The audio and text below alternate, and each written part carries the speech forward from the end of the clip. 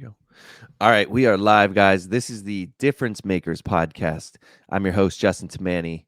Today we have with us Jared Graybeal. Jared is an author, entrepreneur, leadership and business consultant. We got a laundry list of things, but he's also the founder of the Zelos Games, which is a really cool up and coming competition series in the CrossFit space. So we're going to talk lots about that. But Jared, thank you. Welcome to the show. I really appreciate you joining us. Yeah, Justin, thanks for having me, man. It's good to be here. So, uh, let's start from the beginning because you got a laundry list of things. As a like, I don't even know where to start here. How did you get your start with everything like author, entrepreneur? Like, you don't just stumble upon being an author. Yeah, I guess so I would say that I was an entrepreneur long before I was an author. And it's kind of funny to say, because you put one book out and all of a sudden now you're like eternally an author. And prior to publishing a book, technically, I guess you're not an author, even though like I had been blogging. I guess I would have been a blogger back then. I don't know. Yeah. But anyway, so I was an entrepreneur long before I officially became an author. And I guess entrepreneurship is just in my blood. I don't know. I think the argument could be said whether or not like being an entrepreneur is like from nature or nurture. I think it's probably a balance of both, but I just got it really early. Yeah. Um, so I've had entrepreneurial tendencies as long as I can remember, maybe 7, 8 years old. Okay. Um, I think my earliest entrepreneurial venture I can remember, and this predates some of the stories that I actually get to tell because I remember this recently. In elementary school, kids would pay me to draw pictures of them because I was really good at drawing relative to 7 and 8 year olds. Yeah. And so I did that, and we were broke, like we were poor growing up. So Hmm. and like we were poor in relation to the poor kids in my neighborhood. So we were like the broke kids in the broke neighborhood. And so like I would really always trying to find ways to make money. And Yeah. so I've been an entrepreneur as long as I can remember, to answer that question.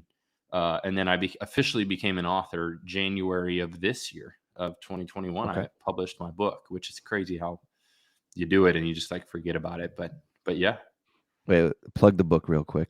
Yeah, it's called the Self-Help Book, 6 Practical Ways to Never Stop Growing. And I guess for context on that, because I mean, my thing, Justin, is if you ask me an open-ended question about how did I become an entrepreneur or an author, I'll talk for like 6 hours if you don't stop me. So I'll just try to make my stories very short. But the book, man, when I was a kid, I read a lot. I still read a ton. Yeah. And I was a book nerd because if I wasn't reading, then I was getting in trouble.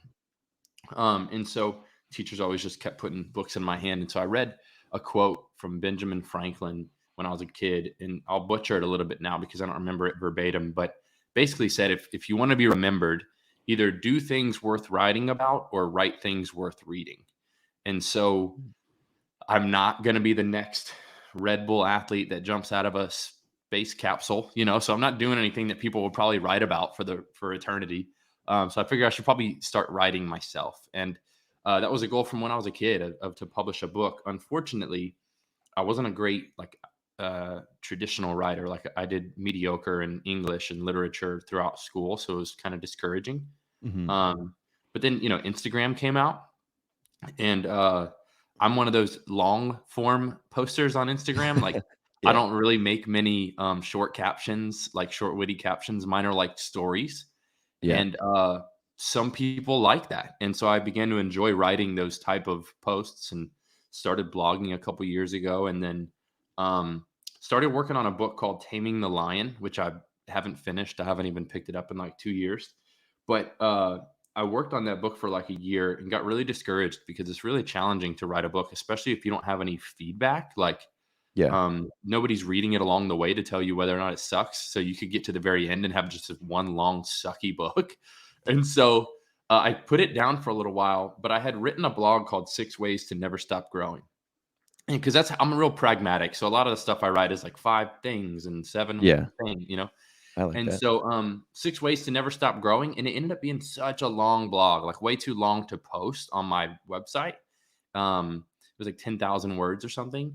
And so I thought, man, I really left a lot out of this. I bet I could double down on this blog and publish it as my first book.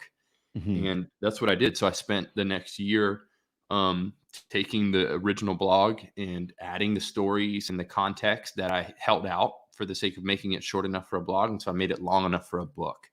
Um, and then decided the original blog title was a good subtitle, and that in its very nature, it was a self-help book, and the name wasn't taken. So I just named it the self-help book.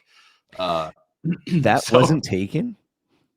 no, I don't, maybe the alarming thing about the title not being taken is like, does it suck? And I just don't know it. Or is it just so good that nobody's ever thought of it? And so I've yet to really find the answer to that. I just chose it anyways.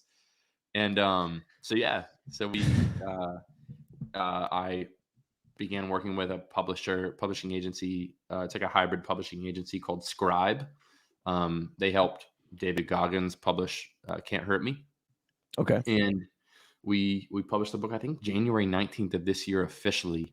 It's on Amazon. It's really anywhere online that you can buy books, but Yeah. it's been really, really cool. Like, uh, I don't think too much about it because I'm very much one of those people that like does something cool and big, and then I just like move on to the next thing, which I'm working on in myself. But so sometimes I'll get a message from someone like, "Oh, I read your book," and I'm like, "Oh yeah, I wrote a book." Like that's cool. That's funny. Like, that wasn't that long ago, but I know that feeling, and I Yeah, mean, it's that's the it's one of the entrepreneurial things mind. I'd rather like to hold on to it, Yeah. without hubris though, like without being a guy that's like, "Hey, I'm Jared. I wrote a book." Like Yeah. nobody wants to hang out with that guy. But Oh, you don't uh, introduce yourself like that. nah, I did for like a week, and then people wouldn't talk to me anymore or Yeah. invite me to parties and stuff. Uh, so then, okay, so you're doing that, and in the same year, you're launching Zelos Games. Like, this is all happening at the same time.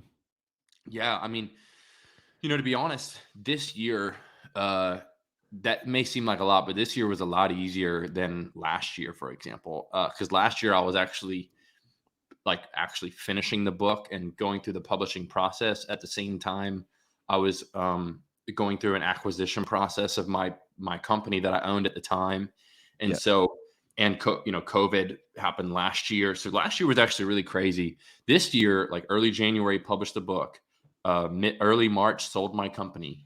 So it was kind of like way easier in retrospect. But yeah, so I sold a company that I used to own called Superfit Foods. It's a Yeah. healthy subscription based meal prep company. And in March, and my goal basically was like to sign on the dotted line and hit the road, like literally. So I sold my place and about 90% of my stuff, and or just gave a lot of it away. But and then I packed my truck and grabbed my dog and did a cross country road trip. That's And awesome. it was supposed to be like 6 months, which it ended up being like seven on and off. And the goal there was like really just to decide on what I want to do next with my life, after selling the company. Um, Potentially, where do I want to live? What do I want to do career wise? Mhm. And so on the road, I was just inspired, because I love CrossFit. Like that's y- like a big part of my world. Fitness has always been like the majority of my world, and so more specifically, the past 3 years, it's been CrossFit, and so love it. And so I dropped into countless gyms throughout my road trip, and just really I don't know, was inspired to create more opportunity. I think we're at this place in the CrossFit world where there's a lot of room for growth, and the Yeah. potential to grow fast is there. um, and so I just saw this element missing, or maybe a piece missing, of like an online competition opportunity to create a little bit more, and I'm not trying to use buzzwords for the sake of buzzwords, but create more equality in the sport in terms of opportunity internationally, because we all know how difficult it can be to come to the games. Like if you're from Russia, you can't even come, and things like that. And Yeah. so the Zelos Games was sort of born out of a handful of abstract thoughts and motivations around creating more opportunities for athletes and entertainment for fans. And so we're at the very like foundational level of that. We had our online competition in October a couple months ago. We'll have some next year, which I'm sure we'll talk about. We launched the YouTube channel, repurposed a lot of the content, held a few live throwdowns. So yeah, that's kind of maybe the long-winded story for how I the mean, Zelos game started. no, I want to talk about the road trip. That's where that caught my attention. How did you even plan? I mean, we'll come back to Zelos Games, but how did you plan the road trip? Like, what did you decide to, how did you decide Yeah. to like path it all out? And because you're from Florida. Yeah, I'm in Jacksonville Beach, Florida currently. I'm from Central Florida, originally Lakeland, Florida, so not far. But um, yeah, so I'm a planner. Like Okay. it's in my it's one of my giftings, I guess.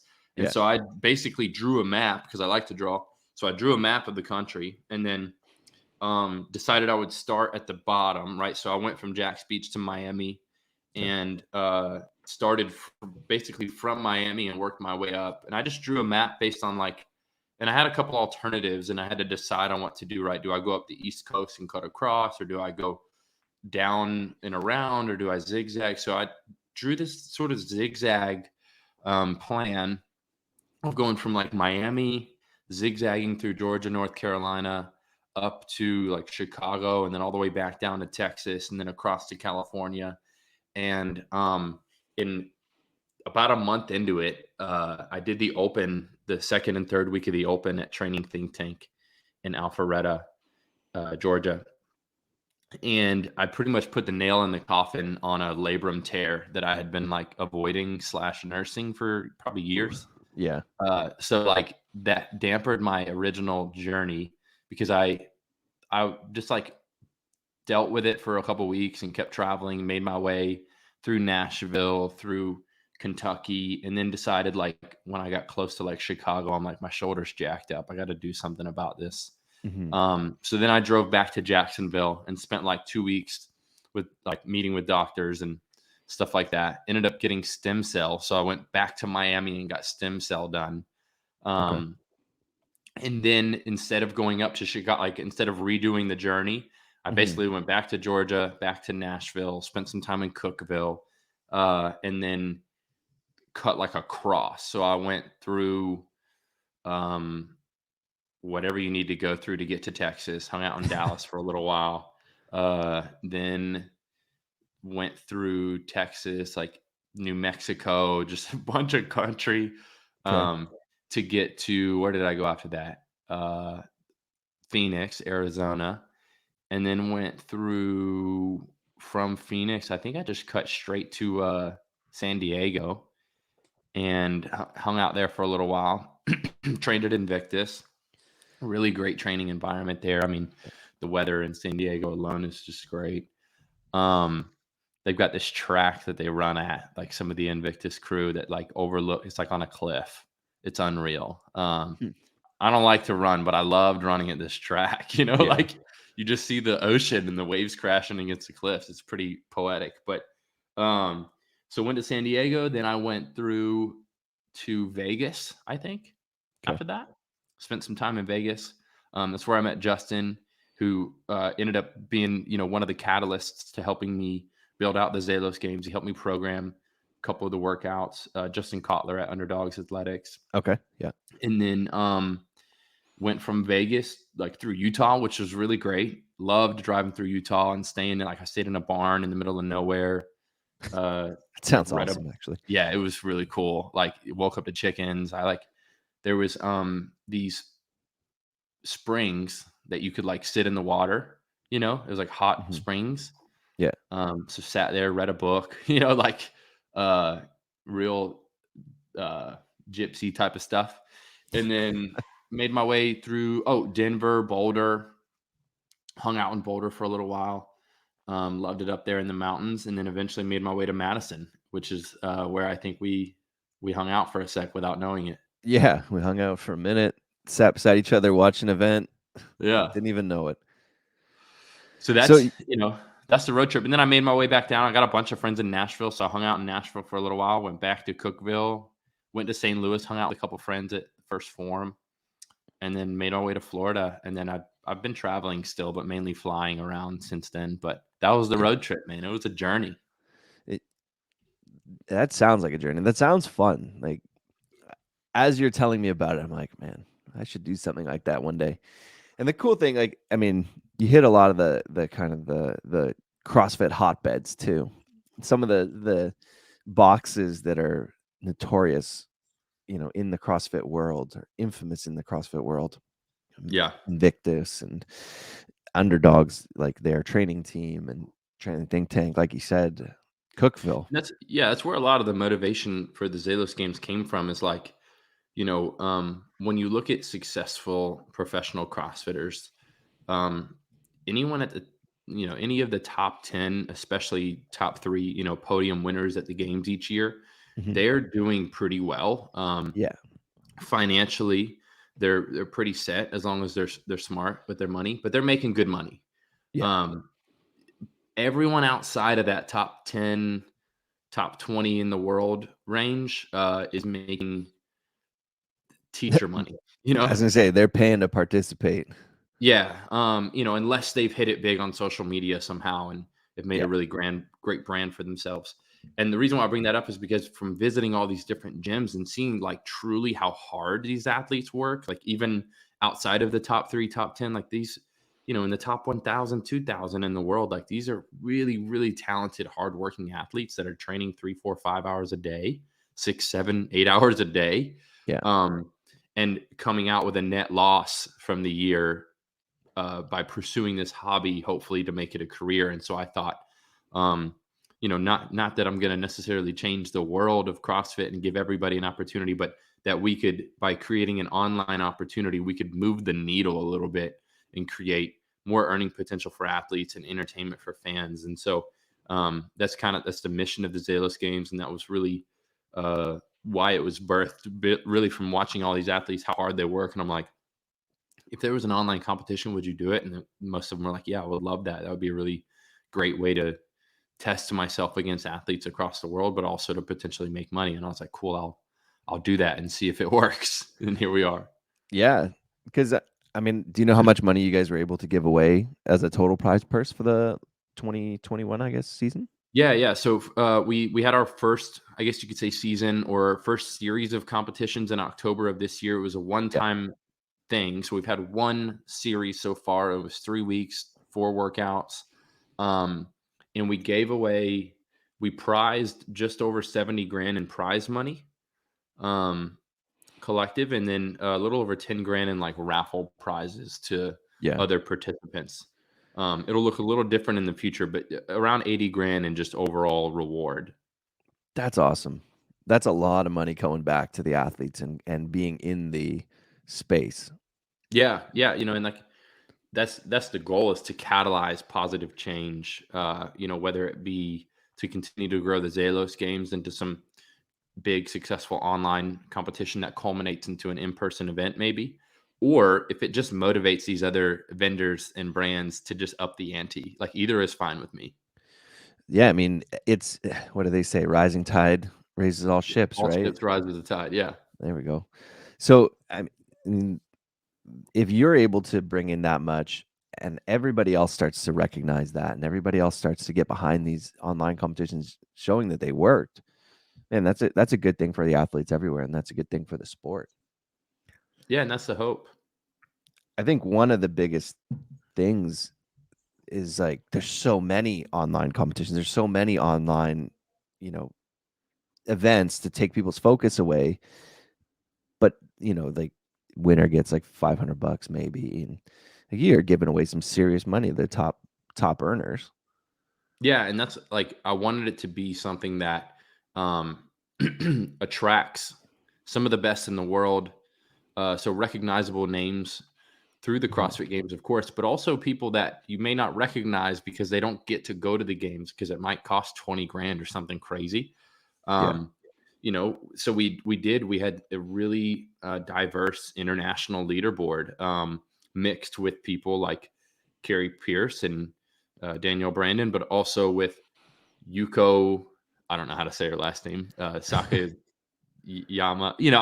Sorry, Yuko, if you're listening, but and eyes on something from Russia, and like I don't know how to pronounce these names, but like these are people you don't see at the games because either A, maybe they didn't qualify, of course, but B, just because it may not even, especially with COVID and the travel restrictions and stuff like that, it's like we created an equal opportunity, which is why like one of the hashtags or whatever is it's anyone's game. Like literally, if you've got a camera, a phone, and Mhm. your gym equipment, like you can participate and really showcase your abilities. And so it was fun, and it was.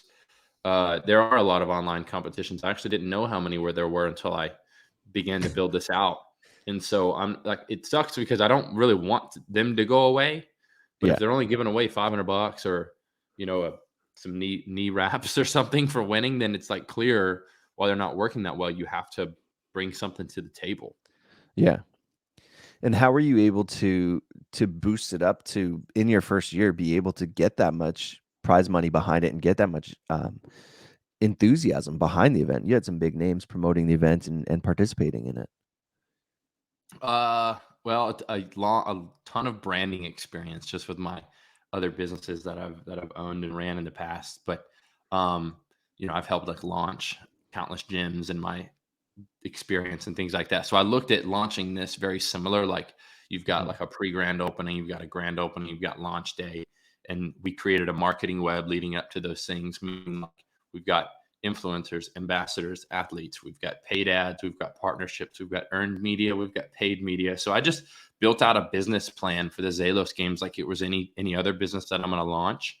Um, Leveraged existing partnerships, shared my idea with people throughout my road trip after I came up with the idea.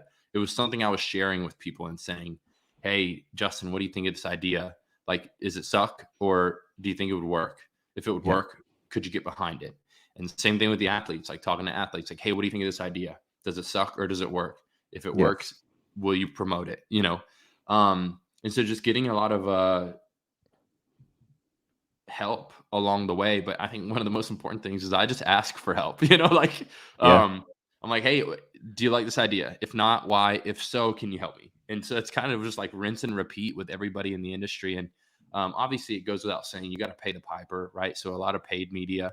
Yeah. Um, but as far as the prize money, I mean, obviously, a portion of that came from registrations.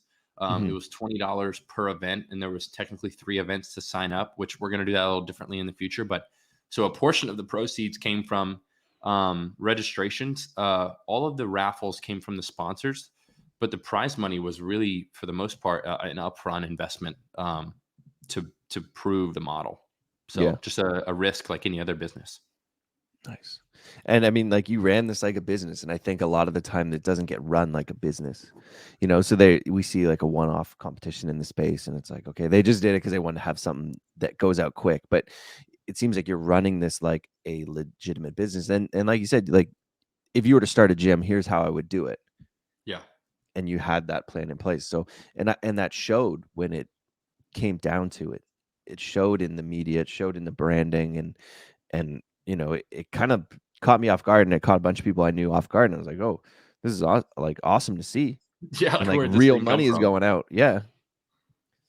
So, no, I mean, that's awesome. I love that you guys were able to do it. And when you started the event, did you start it with like, I want to, you want to give back to the CrossFit community, but how did you decide like, okay, I want it to attract like this level of competition, or I want it to appeal to the whole world? Like, how do you start a world scale event right off the bat?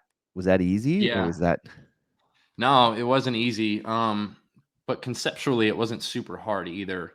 Uh, Really, what I did is like with a business like this, I just looked at it like I want to create um, the launch or the starting model. I want it to be like what we call all things for all people.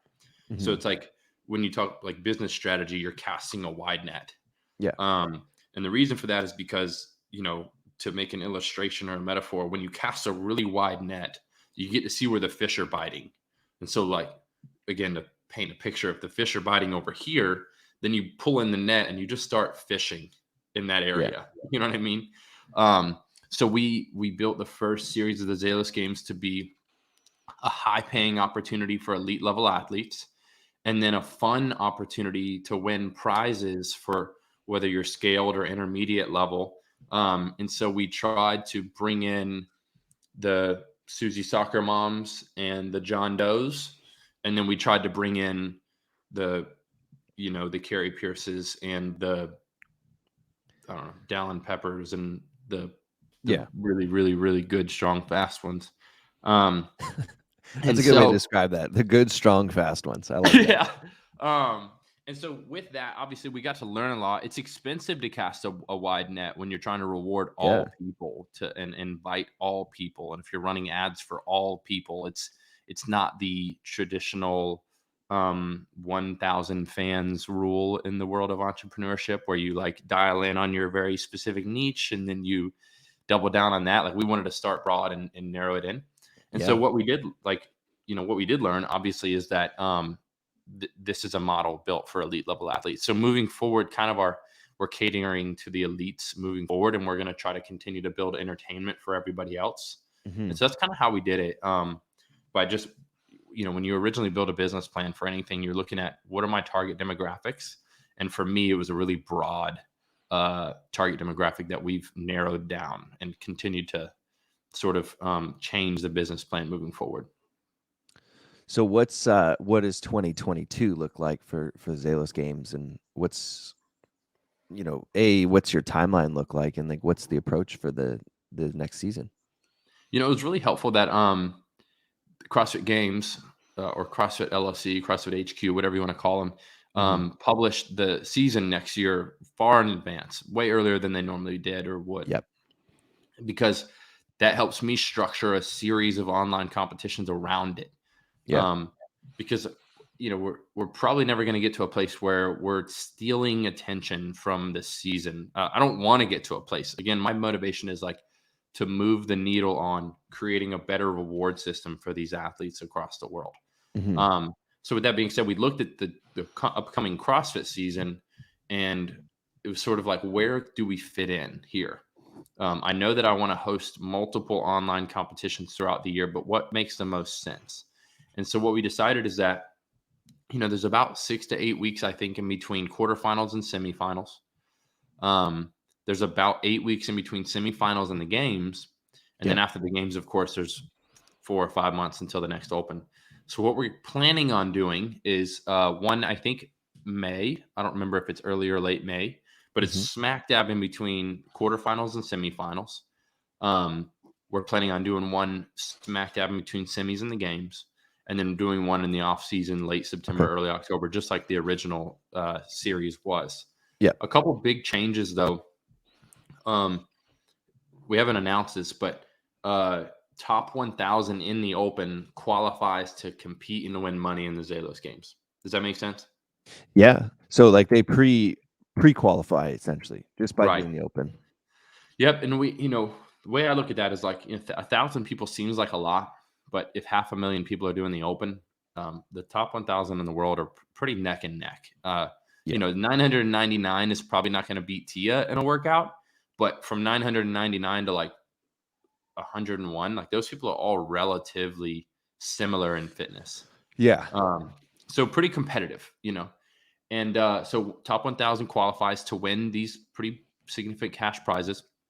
And the way that I see the one in between quarterfinals and semifinals working is, probably if you qualified for semis, you might not do this. But that's 300 people that go to semis. And Yeah. so we've got 700 left. That, you've got 700 people that thought they were going to make it to semis because they're so close. Yeah. Now they don't. So we get to fill that void, hopefully, for them. And these are still really great athletes. Oh, fantastic athletes. And if you want to do, if you want to do Zelos and semis, you're open to. We just don't expect everybody. That's like ramping Yeah. up. Some coaches are like, "Hey, no, hold off," and that's fine too. And then same thing in between semis and the games. Like you've got 40 men, 40 women going. So Yeah. chances are those people probably won't do Zelos, even though they can, and maybe a few will. Yeah. Like the Carolyn Prevos of the world that like will just jump into anything knowing. Carolyn, let's just say Carolyn will. I'm gonna shout out Carolyn. She's amazing, but she will compete in anything that Yeah. you put like table tennis in front of her, and she will go and compete in table tennis. Like doesn't matter. She will like I run know. through a wall and compete in it, and she's awesome. I know. So she's a great example of that. So like there's people like her that will probably do both, and we want to create an opportunity for them. And then same thing with the off season, which we imagine a lot of people will probably do. So that's the goal right now is 3 online competitions. Instead of them being 21 days long, they're probably going to be like 10 to 12 days long. Okay, Probably similar workout format, like four different workouts, but just in the over the term of like 10 to 12 days. I think I kind of like that a little bit more. It's just like do your workouts, get them done. If you need to repeat, maybe you do it once, and then it's just like it's there. Yeah, and this is any of the changes we made are just from things we learned. Like most of the athletes, even though they had 7 days to do it, 6th to the 7th day, they were submitting their Yeah, workouts in their time. So it was like 5 just empty days. yeah. Um, so we looked at it like, okay, we're probably gonna do 4 workouts, and we'll give them like 3 days to do each. So 12 days probably. I like that. I like that format. And when you run the event between the the semis and the quarterfinals, do you the 3 different events, let's just say, do you have an idea of like a different kind of almost skill set between the 3, or are you trying to just it's just going to be like here's your 5 events, like they're all kind of at a similar level, or are you trying to increase kind of the skill capacity as it goes through the season You mean like the from the difficulty? programming wise? Yeah, I hadn't thought of it being a progressive programming. I honestly haven't thought too much about the programming at all, simply because I'm naturally am someone that gets the cart ahead of the horse. And if it were up to me, I'd have all the workouts written for like all of next year. But I'm gonna program based on how how the open goes, how quarterfinals go, because I don't yeah, want to. If I program today, even having some type of linear programming that's more difficult as it goes, um, if there's the same workout in the open or the same in quarterfinals, and I've already created mine, it'd be like no originality. So I have to just wait, and see how those yeah. go and Okay, like what Castro pulls out of a hat for those, yeah. and then try to create something outside of that, but equally challenging. But it probably won't. I think to answer your question though, like the quarter semis one won't be any easier or harder necessarily than the postseason games one. You know what I mean? They're all going to be difficult, infinitely scalable for just everyday people to try and have fun with, Hmm. but still like something for the elites to showcase, if that Okay. makes sense. Yeah, yeah. Right on. I like that. I like that you're waiting to kind of like sit back and see like the first events. Yeah, I mean it's not that far away, but it's far enough away that you can still wait and Yeah. see. Um, and around that, you guys are putting out some great media with regards to the Zelos Games and pumping up the athletes in the space. You guys just launched your Athlete Stories podcast 2 weeks ago now, like pretty Yeah. recently. So you've had Noah on there, you've had Ariel Lowen on there. Um, what was the story, or what was the goal behind the Athlete Stories podcast? Yeah, kind of the similar, like parallel motivation of just starting the Zelos Games, and it's uh, originally because just from traveling as much as I have and meeting all these people and getting to know some of them, I would say pretty well. Like, but getting to know them better than their fans probably know them. Yeah. Um, and hearing stories and being like, "That's a good story. You should share that with the world." Hmm. I bet your fans would like that, and just I don't know. I thought of athlete stories a couple months ago, and I was like, I don't know. Again, it's like one of my ideas. I come up with all sorts of ideas, and so if something hits me 3 times, like in my mind, then I'm like, okay, well, maybe I'll share it with somebody. And Yeah. so I began to share, like, hey, what if I launched a podcast, athlete focused podcast, where we don't just talk about their recent competitions, but we talk about their upbringing and I don't know stuff that their fans would probably want to know about them, interesting quirks and Yeah. stories and stuff like that. And at the very least, I'm interested. So it's a fun conversation for me. But I figured if their fans care, then this will be a successful show. And if not, it would have been an hour-long conversation between me and an athlete that I already enjoy talking to. So that's where athlete stories came from. And then, I just shared it with some and thought, hey, is this interesting? And then enough people were like, yeah, I'd love that. So I'm like, all right, cool, I'll do it.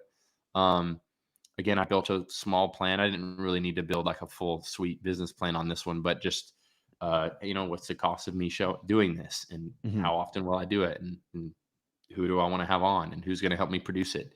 Shout out to Alex Soroka, Yeah, Shots by Soroka. I don't know if that's how you say his last name actually. So hopefully that's right, but I surprising. I've think never so. actually asked him that, but yeah, he's helping me produce the show. And, shout out to Noah for being my first episode. Shout out to Ariel for being my second. I wanted to sort of lean in on some of the existing relationships that I do have. Like I know them. Yeah, And so it's easier to like jump into some conversations with them than maybe bringing on somebody I'd never met before for the first episode, yeah, that'd be a Um, little tough.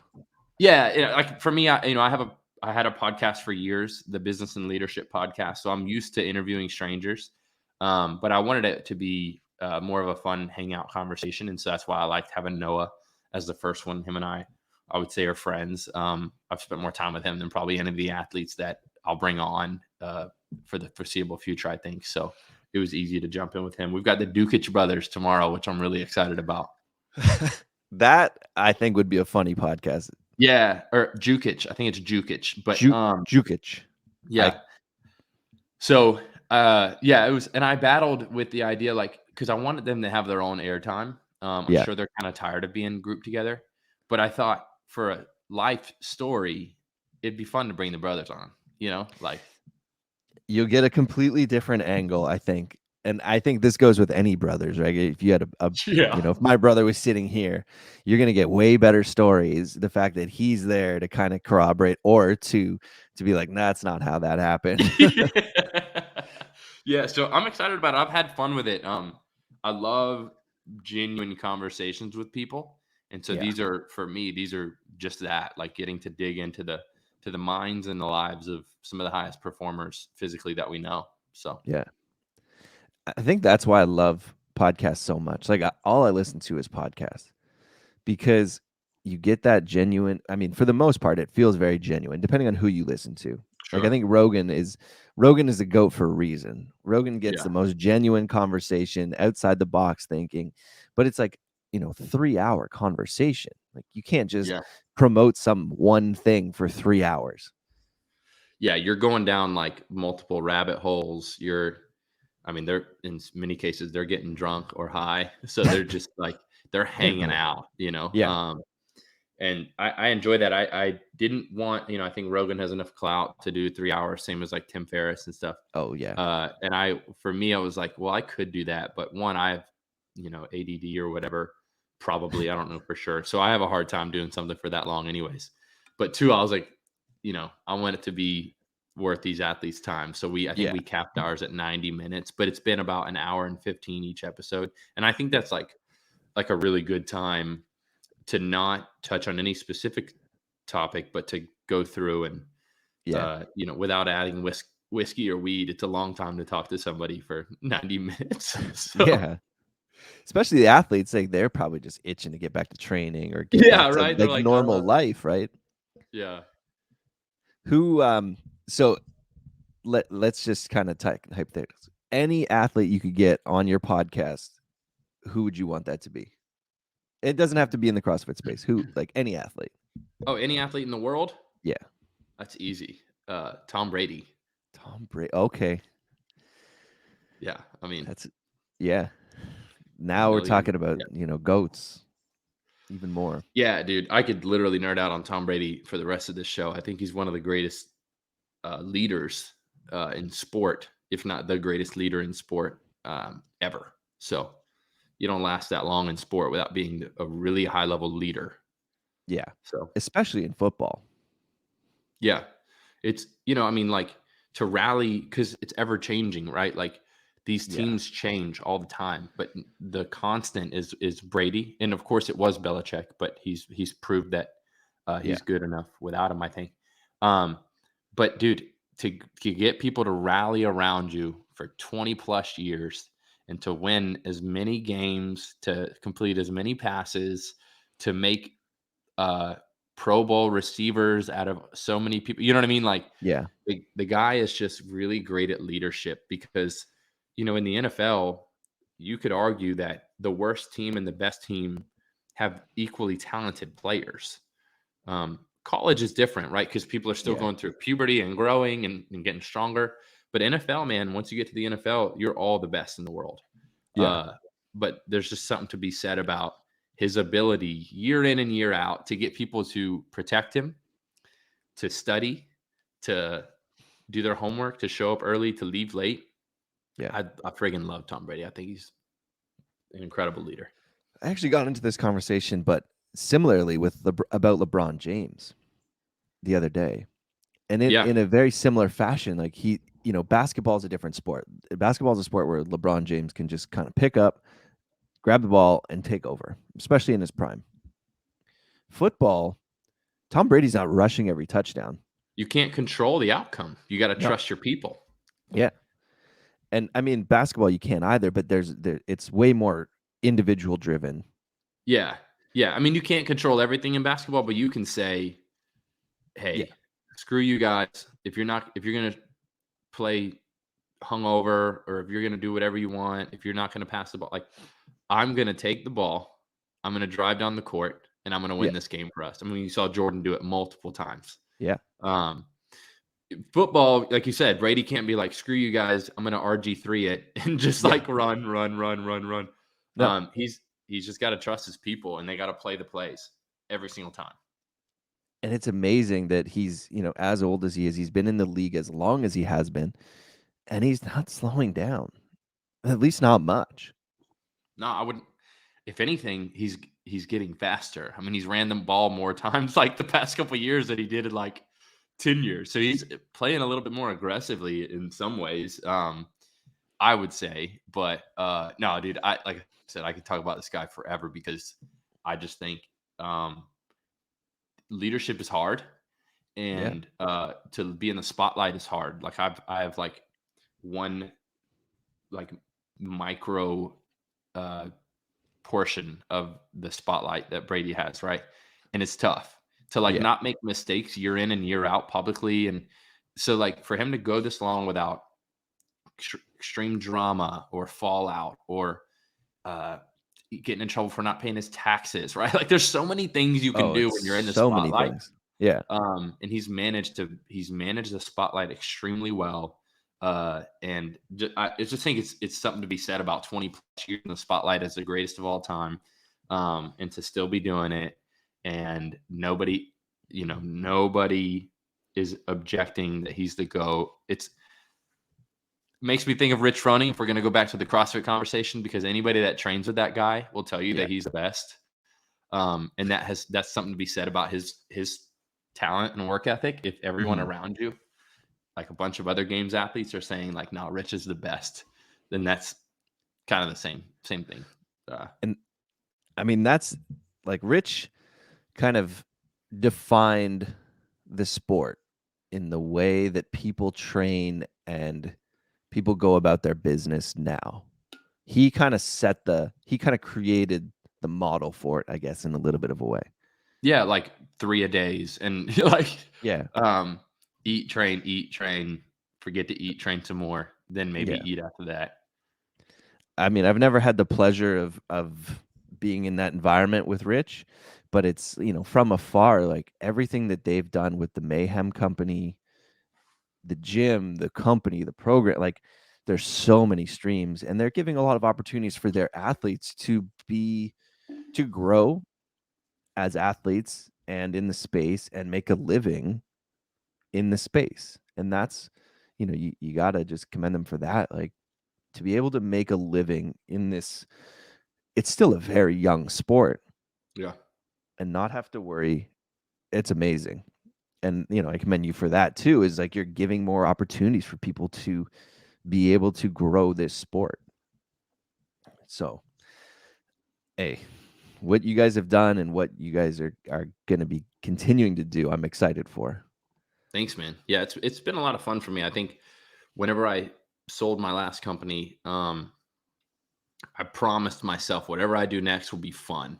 Because if I'm being honest, it wasn't always fun running a No. subscription based nationwide healthy meal prep company. The mission, I was driven by the mission of what we did. We sold healthy food, which I think makes a great impact on the world.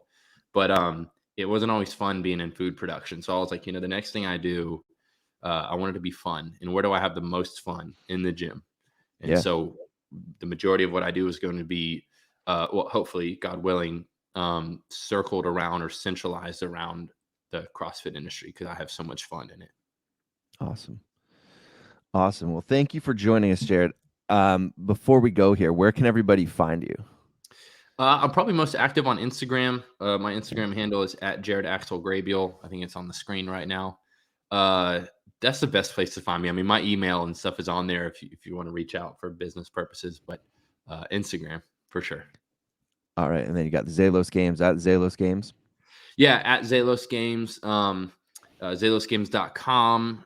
Either one of those works great. And we're on YouTube. The Athlete Stories podcast is anywhere you can find podcasts. Awesome. Jared, thanks so much for joining us. Guys, this has been The Difference Makers. Good luck training, and we'll talk soon. Thanks for tuning in, everybody. Hit that like button and subscribe down below for more content coming soon from WODProof.